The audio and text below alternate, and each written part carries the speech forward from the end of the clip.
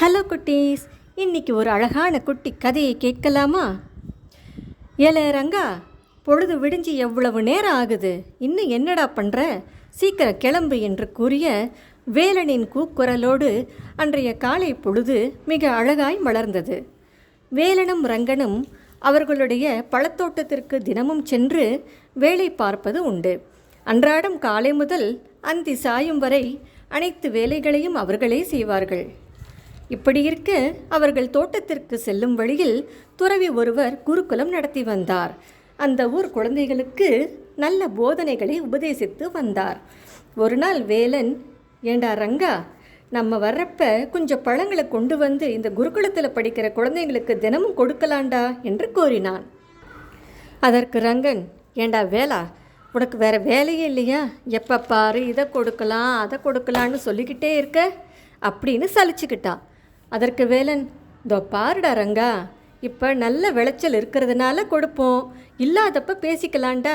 ஆனால் ஒன்றுப்பா, உனக்கு இஷ்டம் இல்லைன்னு நான் கட்டாயப்படுத்த மாட்டேன் என்று கூறினான். சரி விடுறா வேலா, நானும் கொடுத்துட்டு போகிறேன் என்று அரைமனதாக ஒப்புக்கொண்டான். அதன்படி தினமும் துறவிக்கு பழங்களை கொடுத்து வந்தனர். சிறிது காலம் சென்றது. ஒரு நாள் துறவி இருவரையும் அழைத்து, நீங்கள் 2 பேரும் எந்த எதிர்பார்ப்பும் இல்லாமல் உதவி செய்கிறீங்க, உங்களுக்கு ஏதாச்சும் வரம் கொடுக்கணும்னு ஆசைப்படுறேன், அதனால் நாளை அதிகாலை ஆசிரமத்திற்கு வருமாறு கூறினார். வீட்டிற்கு போன ரங்கனுக்கு தூக்கமே வரல. நாளைக்கு என்ன கேட்கறது, இந்த வேலை என்ன கேட்பான், நம்மளை விட ஜாஸ்தியாக கேட்டால் என்னடா பண்ணுறது, அவன் பணம் கேட்பானா, அகநட்டுன்னு ஏதாச்சும் கேட்பானா, ஒன்றுமே புரியலையே, நமக்கு அவனை விட அதிகமாக கிடைக்கணுமே, என்னடா இது ஒரே குழப்பமாக இருக்குது என்று குழம்பியபடியே புரண்டு புரண்டு படுக்க விடிந்தே விட்டது. ஆனால் வேலன் அமைதியாக உறங்கி உற்சாகமாக எழுந்து துறவியை பார்க்க புறப்பட்டான். துறவியின் குடில் அந்த அதிகாலை பொழுதில் அத்தனை ரம்மியமாக அமைதியாக காட்சியளித்தது. இவர்களை பார்த்த துறவி, வாங்க, உங்களை தான் எதிர்பார்த்து காத்திருந்தேன்னு கூறினார். அவர் வேலனை அழைத்து, உனக்கு என்ன வரம் வேண்டும் கேள் என்றார். அதற்கு வேலன், சாமி வரமா?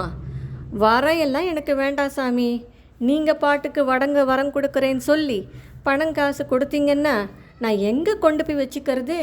எங்கள் வீடு ரொம்ப சின்னது சாமி, நான் என் சம்சாரம் பிள்ளைங்க எல்லாம் இப்போவே சந்தோஷமாக ஆரோக்கியமாக மன நிம்மதியோடு வாழ்கிறோம், இதுக்கு மேலே என்ன வேணும்? எனக்கு இதுவே போதும் சாமி, அதனால் நல்லதான் 4 வார்த்தை நீங்களே சொல்லுங்க, அது போதும் என்றான். அவனுடைய கலங்கமற்ற குணத்தையும் மனதையும் பார்த்து மகிழ்ந்த துறவி, உன் எண்ணப்படி இன்று போல் என்றும் வாழ்வாய் என்று ஆசிர்வதித்தார். வேலனும் சந்தோஷமாக நடையை கட்டினான். அடுத்து வந்த ரங்கனுக்கு இன்னும் தனக்கு என்ன வேண்டும் என்று யோசிக்கவே முடியலை. வேலை என்ன கேட்டிருப்பான், இப்போ நம்ம என்ன தான் கேட்கறதுன்னு தெரியலையே என்று யோசித்து கொண்டே இருந்தான். அப்போது ரங்கனுக்கு ஒரு யோசனை தோணுச்சு. எப்படியும் வேலை நல்லதாக தான் கேட்டிருப்பான், அதனால் அவனுக்கு என்ன வரம் கொடுத்தாரோ அதையே நாமும் கேட்டு விடலாம். எப்படியும் பொண்ணும் பொருளும் கிடைச்சா 2 பேருக்கும் சரிசமமாக தானே இருக்கும் என்று எண்ணினான். துறவி ரங்கனிடம், ஏன்பா என்ன யோசிக்கிறேன்னு கேட்டார். அதற்கு ரங்கன், சாமி, இப்போ நான் ரொம்ப குழம்பிய மனநிலையில் இருக்கிறேன், அதனால் ஒன்று பண்ணுங்க, நீங்கள் வேலனுக்கு என்ன வரம் கொடுத்தீங்களோ அதையும் எனக்கும் கொடுங்கன்னு கேட்டான். சரி அப்படியே செய்கிறேன் என்று மனதில் சிரித்தவாறே உன் எண்ணப்படி இன்று போல் என்றும் வாழ்வாய் என்று கூறிவிட்டார். நாட்கள் உருண்டோடின. வேலன் மிகவும் நிம்மதியாக வாழ்ந்து வந்தான். ஆனால் ரங்கனோ எப்போதும் குழப்ப மனநிலையோடு மன நிம்மதி இல்லாமல் புலம்பியபடியே காலத்தை ஓட்டினான். ஆகவே குழந்தைகளே, எந்த ஒரு காரியத்திலும் நாம் என்ன முயற்சிகள் செய்து முன்னேற வேண்டும் என்று எண்ண வேண்டுமே தவிர அடுத்தவன் என்ன செய்கிறான் எப்படி செய்கிறான் என்று யோசிக்க கூடாது. இதைதான் பெரியோர்கள் பேராசை பெரும் நஷ்டம் என்று கூறுவார்கள்.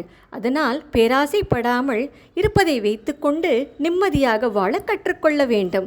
மீண்டும் அடுத்த கதையுடன் சந்திப்போம்.